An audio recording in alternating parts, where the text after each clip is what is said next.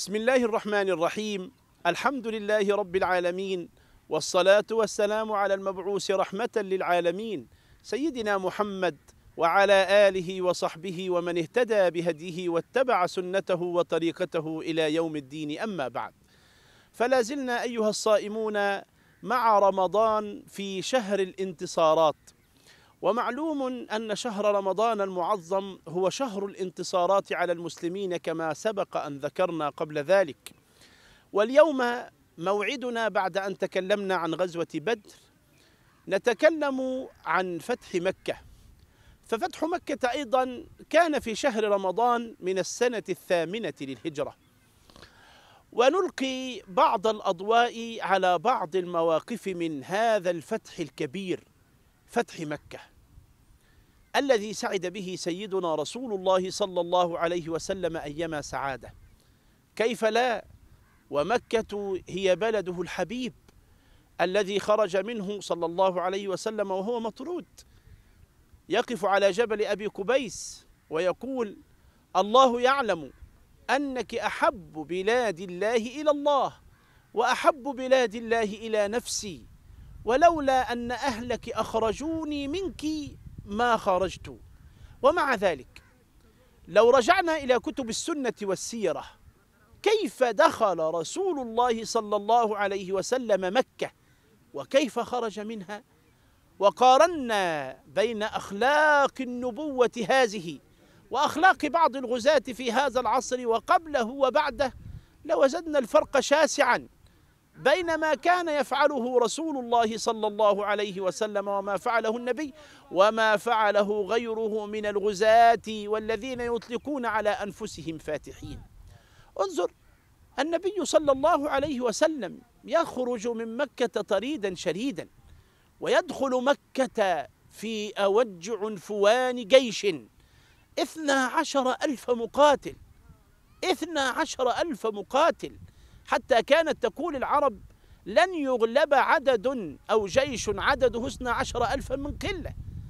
12,000 مقاتل يدخلون مكة، ومع ذلك انظر إلى أخلاق رسول الله صلى الله عليه وسلم، وهو الإنسان المجاهد الصائم في شهر رمضان بعد أن فتح الله عليه هذا البلد الحبيب. يدخل النبي صلى الله عليه وسلم ويقول له عمه سيدنا العباس بن عبد المطلب، وهذا موقف من مواقف فتح مكة: يا رسول الله، إن أبا سفيان بعد أن أسلم رجل يحب الفخر. أبو سفيان هذا الذي كان مناوئا للدعوة الإسلامية منذ مهدها، والذي كان يحارب المسلمين كأشد محاربة عرفها إنسان لإنسان، وأشد محاربة عرفها إنسان لدعوة ما، هو الذي بعث سيدنا عمرو بن العاص رضي الله عنه وراء المسلمين في الحبشة ليأتي بالمسلمين من النجاشي. هو الذي قال في رسول الله صلى الله عليه وسلم ما قال حينما وقف أمام هرقل، إلا أنه قال: والله لولا خوفي أن تؤسر عني قريش كذبة لكذبت ولأدخلت في هذا الكلام شيئا، لأن كان أصحابه كانوا يقفون وراءه أمام هرقل وخلف سيدنا أبي سفيان. ومع ذلك قال سيدنا العباس لرسول الله صلى الله عليه وسلم: يا رسول الله، إن أبا سفيان رجل يحب الفخر، فاجعل له شيئا. قال: من دخل المسجد الحرام فهو آمن، ومن دخل وأغلق عليه بابه فهو آمن، ومن دخل دار أبي سفيان فهو آمن. يعني مجرد ذكر أبي سفيان رحمه الله ورضي عنه في كلام سيدنا رسول الله. انظر كيف وصلت الرسالة.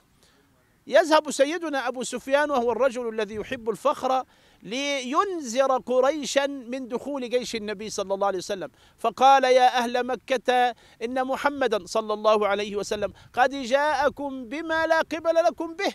قالوا: وماذا نفعل؟ قال: من دخل دار أبي سفيان فهو آمن. قدمها. قال: وما تغني عنا دارك؟ قال: ومن دخل المسجد فهو آمن، ومن أغلق عليه بابه فهو آمن. إذن القضية واحدة، من دخل الدار، ومن دخل دار أبي سفيان، ومن دخل داره أغلق على نفسه الباب، ومن دخل المسجد الحرام. لكن مجرد تخصيص ذكر أبي سفيان بالكلام هذا ما كان يريده سيدنا أبو سفيان. هذا موقف من المواقف التي تدل على عظمة النبي، كيف استجاب لهذا الطلب البسيط الذي يعني لا يعتد به، ومع ذلك راضى أبا سفيان رحمه الله. انظر إلى وفاء النبي صلى الله عليه وسلم في فتح مكة. يقول المؤرخون إن النبي صلى الله عليه وسلم لما دخل مكة قالوا يا رسول الله هذه دورنا، هذه بيوتنا، انزل في أي دار شئت، انزل في دار الندوة، انزل في دار فلان ابن فلان، في دار فلان ابن فلان. ومع ذلك لم ينسى النبي صلى الله عليه وسلم المرأة التي وقفت بجانبه إبان الدعوة. وفي أول ما نزل عليه القرآن حينما قال زملوني زملوني دسروني دسروني، حينما ذهب النبي من غار حراء وهو يرتجف حين نزل عليه جبريل ويقول زملوني زملوني، تقول السيدة خديجة والله لا يسوءك الله أبدا إنك لتصل الرحم وتحمل الكل وتعين على نوائب الدهر. لم ينسى النبي هذه المرأة التي وقفت بجانبه، وهي التي كانت في هذا الوقت ميتة مقبورة. قالوا يا رسول الله أين تنزل هذه الأيام العشرة أو 18 التي قضاها؟ قال اضربوا لي خيمة بجوار قبر خديجة. ونزل النبي صلى الله عليه وسلم بجوار قبر السيدة خديجة. هذا هو الفاتح الأعظم، هذا هو النبي الأكرم، النبي الصائم صلى الله عليه وآله وسلم.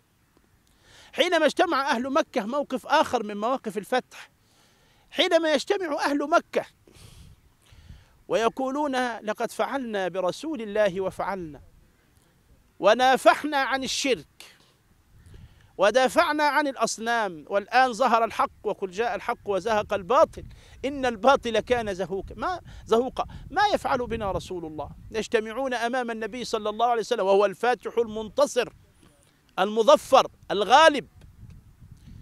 بعد أن فتح مكة قال النبي صلى الله عليه وسلم ما تظنون أني فاعل بكم؟ قالوا خيرا، نظن بك خيرا يا رسول الله، أخ كريم وابن أخ كريم.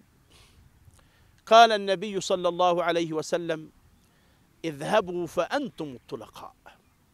هذه أخلاق النبوة، هذا هو الفتح، هذا هو الفتح، هذه أخلاق الصائمين.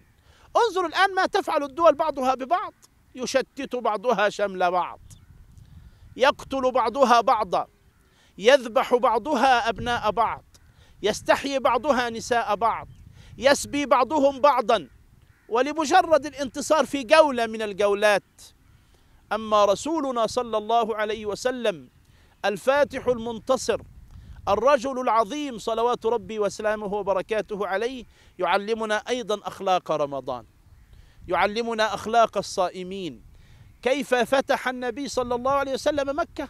وانظروا إلى التاريخ كيف يحكي عن دخول الصليبيين بيت المقدس، كيف يحكي عن دخول هؤلاء الأسبان مكان المسلمين في بلاد الأندلس، وكيف أخرجوا المسلمين منها، كيف دخل الإنجليز الولايات المتحدة الأمريكية وقتلوا الهنود الحمر، كيف وكيف وكيف وكيف وكيف ما يفعل القادة وما يفعل المظفرون والمنتصرون بأعدائهم.